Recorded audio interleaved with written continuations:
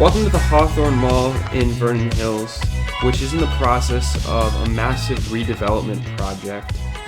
This mall isn't particularly dead, but it definitely has struggled over the last few years, and the ownership of it has recognized that there's no way to preserve itself as an existing mall. So they're in the process of redeveloping the vacant Sears and soon the vacant Carsons into a more downtown-like setting with apartments, outdoor shops, and they want to create more of a neighborhood feel here at this mall.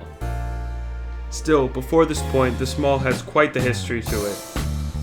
In 1970, the Urban Investment and Development Company proposed New Century Town, which would add up to 18,000 new residents and a brand new indoor shopping mall in annexed land of the village of Libertyville. However, residents of Libertyville were not happy about this development. They were afraid of increased sewer costs, more responsibilities for their village, and just a general, opposition to change. It's called NIMBYism. However, the Urban Investment and Development Company was not going to give up, and instead they turned toward Libertyville's southern neighbor, Vernon Hills, which at the time only had a population of 1,050 people. They quickly accepted that offer in February of 1971, and the mall would soon begin construction that following fall. Hawthorn Mall finally opened in September of 1970.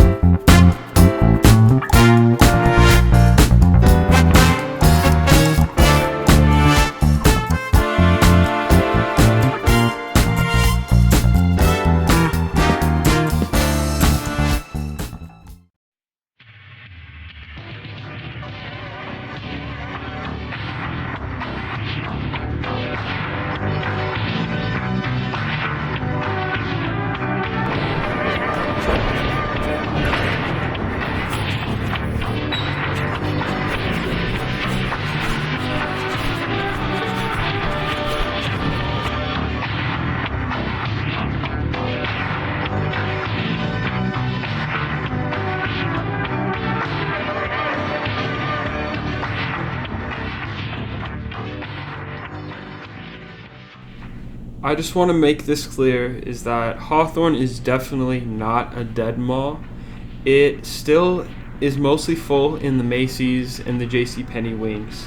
The Sears wing and the Carsons wing are starting to show some struggles, but I would put the occupancy rate at about 70%. The mall did, however, take a massive nosedive around 2018 after it lost 3 of its anchors and a massive new lifestyle center called Melody Farm opened right across the street from the mall. There are also 3 major outdoor or indoor shopping malls, each about 20 minutes in each direction. But I think the real problem that Hawthorn is facing is all of the retail surrounding it, especially the 2018 opening of Melody Farm, a massive lifestyle center anchored by Whole Foods, Nordstrom Rack, REI, and Barnes & Noble. That center also has a lot of mall stores like Athleta, LensCrafters, that would, without its existence, probably have located within Hawthorn Mall. When that opened, it really cemented the need for Hawthorn to completely redevelop itself.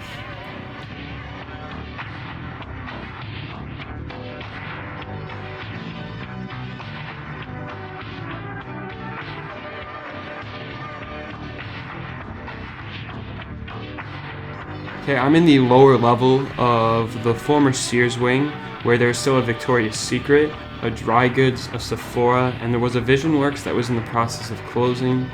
Also in one of the former storefronts is something that says it's coming soon called the Gideon Museum, which I assume is associated with the Gideons who distribute Bibles to hotel rooms.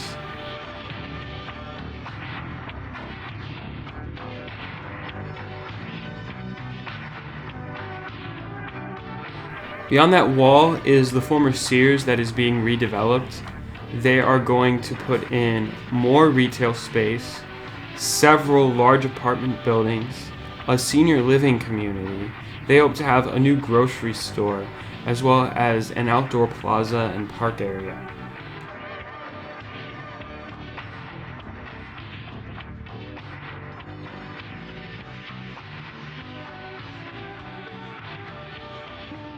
They're calling it Hawthorn Mall 2.0, and the mall will not resemble a mall, but more so a downtown area. They're also starting to rebrand it as just Hawthorn. It's not Hawthorn Mall. You're at Hawthorn. We're not a mall anymore.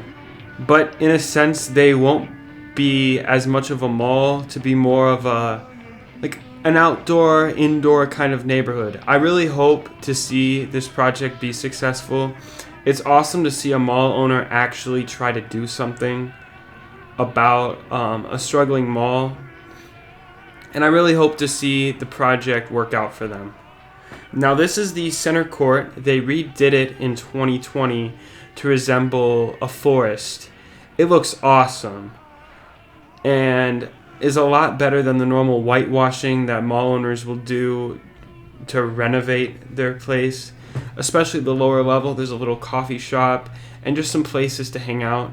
This mall's sister mall, Fox Valley, also got a similar renovation.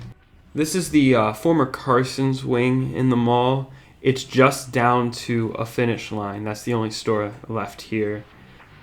It really feels abandoned, and it's a major contrast compared to the rest of the mall, which feels lively.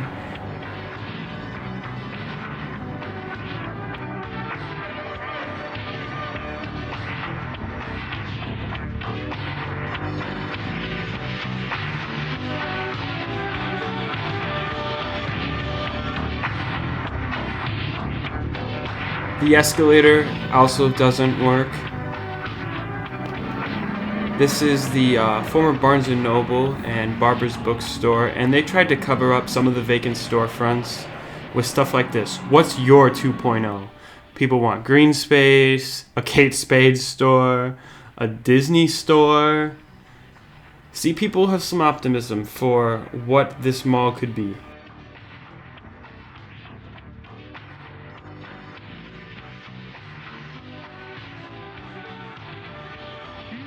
So the mall actually does have a Disney store. It's called Disney Art and Collectibles and not actually owned by Disney. I don't know how Disney hasn't tried shutting that down, but it's still kind of interesting. I didn't go in. I really wish I did.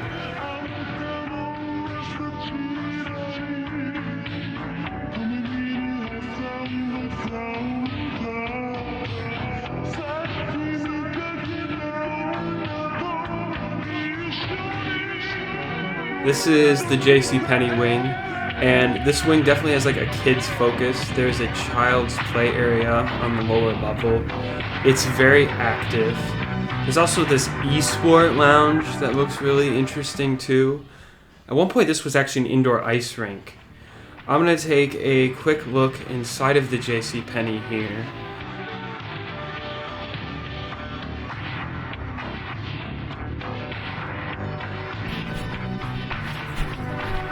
The store is overall pretty well put together and clean. It was also rather busy.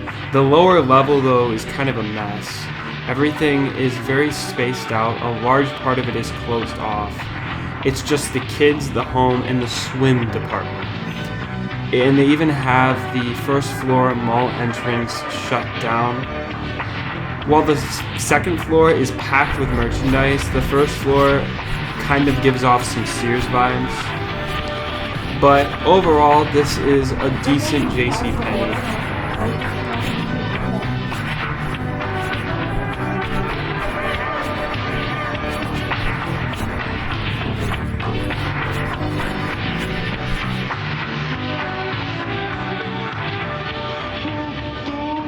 Next up is the dining court.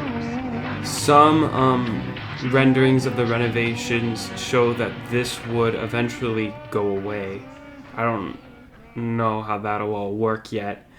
But it was also decently packed. There's a McDonald's here, which is rare to see in a mall food court. Just basically your standard mall food court offerings, though. Sbarro, no Subway, though. A Caribbean cuisine place. It's definitely well used, and if they're getting rid of the food court, that would be a huge mistake. But that was just one rendering. I'm not 100% sure of how it's all going to work.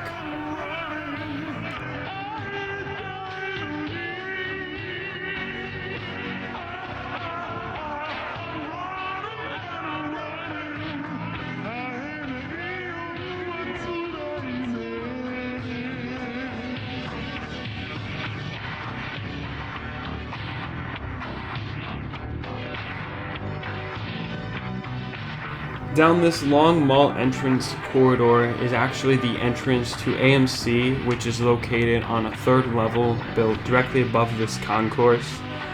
All of these spaces to the side are storefronts, but they never filled in when this opened in 2015.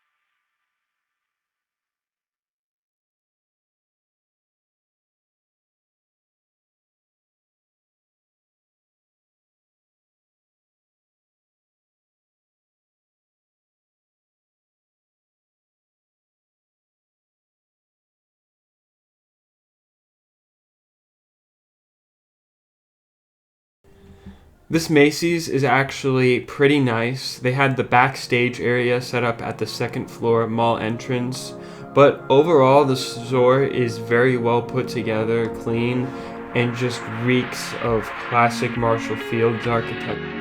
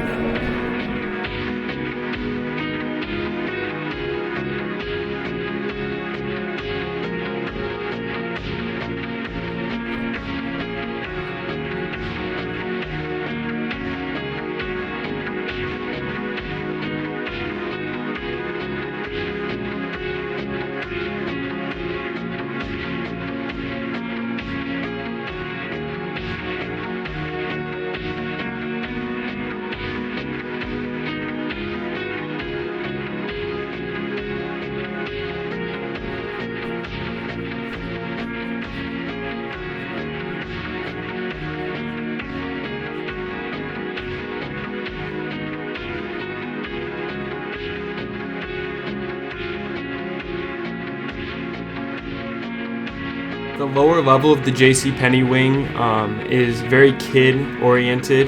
There's the children's place, Gymboree playing music, those little animal carts. When I was little, I can just imagine myself having so much fun here.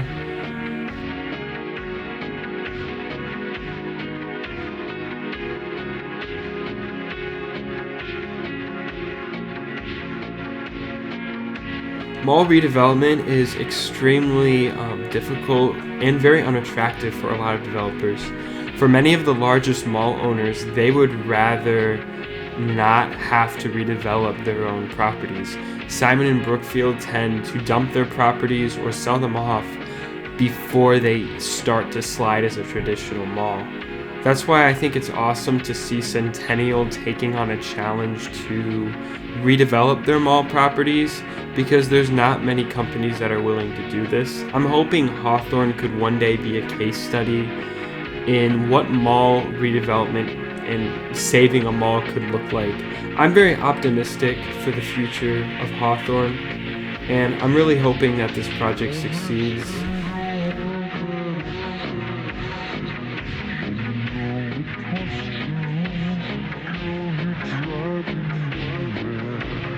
This is now a look at the construction site. They are making a lot of progress, and it's supposed to be completed by the end of 2022. I'll definitely try to come back here and see how the renovations went. I don't know if I'll post a full video, but I definitely want to make some sort of update.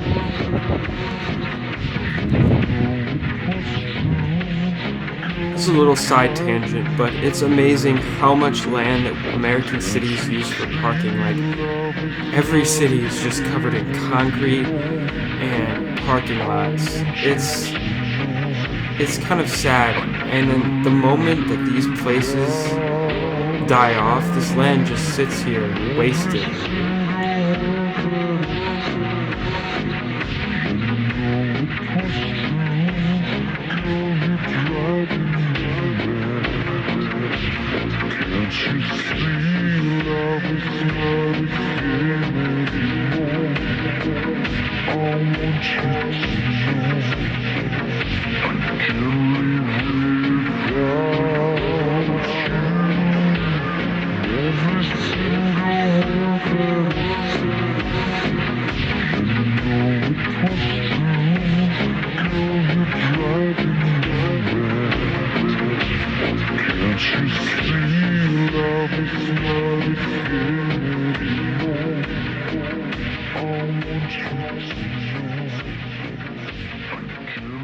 Thank you so much for watching this video. I really appreciate it. Since I've been posting way less, I just want to thank you for sticking around and still watching. This channel is strictly a hobby for me. I really see no future of making money on this at all. I just kind of do this for fun, so I'm happy that 1,400 people are subscribed to this channel. I really appreciate it, and I will see you next time. Thank you.